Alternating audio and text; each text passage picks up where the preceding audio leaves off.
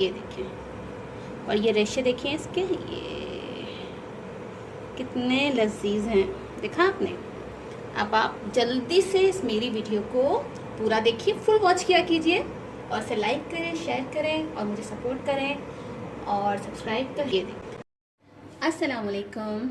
चलें, आज हम बनाने वाले हैं बहुत ही ज़बरदस्त से रेशेदार कबाब। बहुत ही ज़बरदस्त रेसिपी होती है ये और खाने में बहुत ही लजीज और टेस्टी होते हैं। चलिए इसकी रेसिपी हम स्टार्ट करते हैं। बिस्मिल्लाहिर्रहमानिर्रहीम। देखें, सबसे पहले ये मैंने आधा किलो दाल लिए। आप क्वांटिटी का सही ख्याल रखेंगे तो एक बहुत ही मज़ेदार और बहुत ही परफेक्ट कबाब आपको सामने आएंगे बनकर। ठीक है, ये मैंने आधा किलो दाल है, वॉश्ड है। ठीक है, इसके बाद आप देख सकते हैं ये रूखा है गोश्त, ये मैंने 1 किलो लिया है। आधा किलो दाल लेनी है, 1 किलो आपने गोश्त लेना है। इस तरह से आपने सारा इसको डाल देना है गोश्त को, क्योंकि गोश्त की क्वांटिटी है आपने डबल रखनी है, जब भी आपके रेशेदार और बहुत ही लजीज कबाब तैयार होंगे। अब आपने करना क्या है, आप ये मसाले नोट कर लें। ये मैंने 1.5 चमचा साबित धनिया लिया है, ये मोस्ट इम्पॉर्टेंट इंग्रेडिएंट्स होता है कबाब के लिए। और ये देखिए, इस तरह से ये मैंने सारे ये गरम मसाला लिया है, जिसमें काफ़ी सारी मैंने 1 चमचा भर के काली मिर्ची ली है, 2 मैंने ली हैं ये बड़ी इलायची, दालचीनी है, लौंगे हैं 9 से 10 अदद, और ये मैंने थोड़ा सा ये आधा पत्ता लिया है, वो भी हम ये स्पाइसी सारे डाल देते हैं इस तरह से।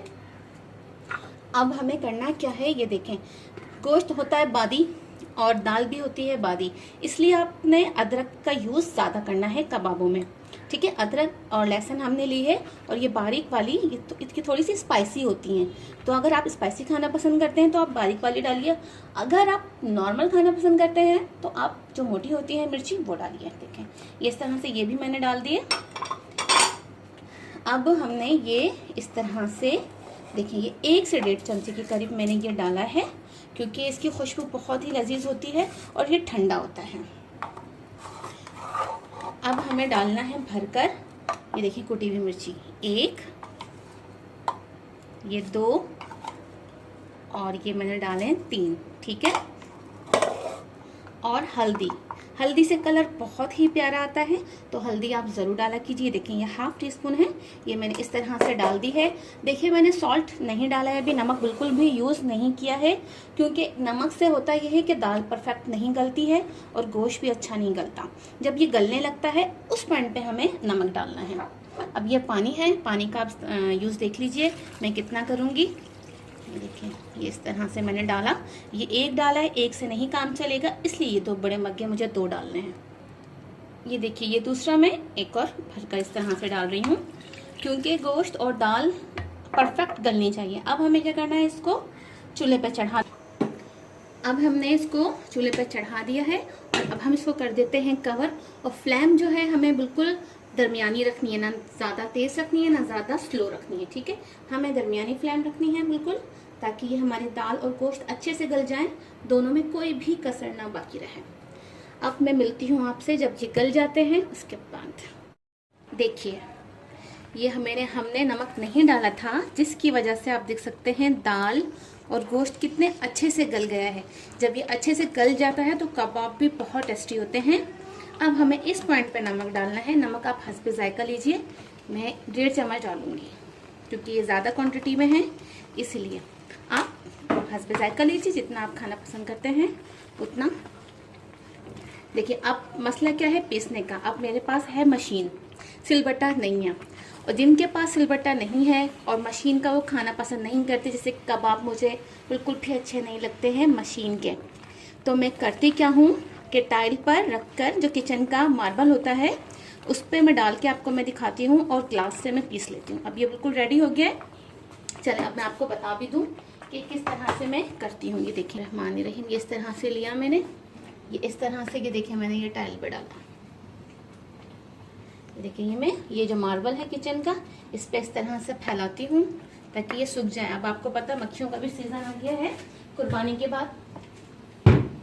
तरह से ये देखें, ये जो इस तरह से ग्लास होते हैं थोड़े स्टील के चौड़े मुंह वाले, इस तरह से इसकी मदद से इसको इस तरह से आप पीसना शुरू कीजिए। ये देखिए कितने अच्छे से, ये देखें, आप देख सकते हैं बोटी किस तरह से ये पिस गई है। देखिए, जितना अच्छा ये पिसा हुआ होगा, गला हुआ होगा, उतना ही ये मज़ेदार बनते हैं। दाल अगर कच्ची होती है, बिल्कुल सही से गली भी नहीं होती, तो देखिए कबाब बिखर जाते हैं और दानेदार होते हैं, वो बिल्कुल भी मज़े नहीं करते। इसलिए आपने ख़ास ये ख्याल रखना है, जो मैंने आपको टिप बताई है कि दाल गली भी होनी चाहिए। और ये देखें, ये मैंने किया ऐसे, ये देखें, आप देख सकते हैं किस हद तक गोश्त और ये दाल गल चुकी है। ये देखें, अब इस तरह से ये सारा मैं आपको पीस के दिखाती हूँ। बहुत ईजी है ये, इस तरह से देखिए, ये इस तरह से हो चुका है। ये देखें, मैं आपको बताती हूँ, ये देखें कितने ज़बरदस्त रेशेदार, ये आप देख सकते हैं। ये देखें, बिल्कुल भी दाल नहीं दिखती और बिल्कुल भी गोश्त नहीं दिखता। इसको कहते हैं असल में रेशेदार शामी कबाब। ये देखें आप इसका स्ट्रक्चर देखें, खाली स्ट्रक्चर चेक करें आप। ये देखें,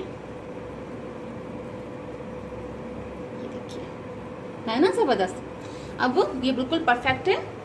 अब इसमें हमने डालना है हरा धनिया और हरी मिर्च कटी हुई, ठीक है। उसके बाद शामी कबाब की टिक्कियाँ बना लेनी है। बहुत इजी होते हैं और बहुत मज़ेदार होते हैं। आपने ऐसे शामी कबाब बिल्कुल भी नहीं खाए होंगे, पर इस तरह से किसी ने बताए नहीं होंगे, जैसे कि मैंने बिल्कुल आपको बताए हैं परफेक्ट तरीके से। आप देख सकते हैं इसका स्ट्रक्चर जो मैं मिक्स कर रही हूँ, तो देखें कितने ये ज़बरदस्त और कितने लजीज लग रहे हैं कि कच्चे हैं, अभी फ्राई भी नहीं हुए हैं, तो मेरे मुंह में पानी आ गया। अब हम इसकी बनाने वाले हैं टिक्कियाँ और करने वाले हैं फ्राई, फिर आपको दिखाने वाले हैं कि ये कितने लजीज होते हैं। ये देखिए,